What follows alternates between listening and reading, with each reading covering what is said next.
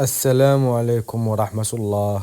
سنتعرف خلال هذا الفيديو عن موعد وتوقيت مباراة برشلونة ضد ختافي في الجولة 20 من الدوري الإسباني 2025.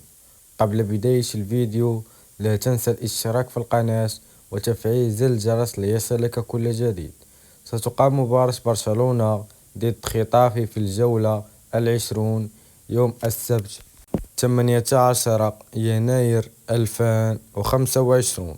وأما بالنسبة لتوقيت هذه المباراة فستقام على الساعة 9 مساء بتوقيت المغرب والجزائر وتونس، وعلى الساعة 11 مساء بتوقيت مصر والسعودية.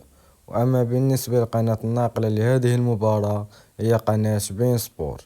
دمت في رعاية الله ومع السلامة.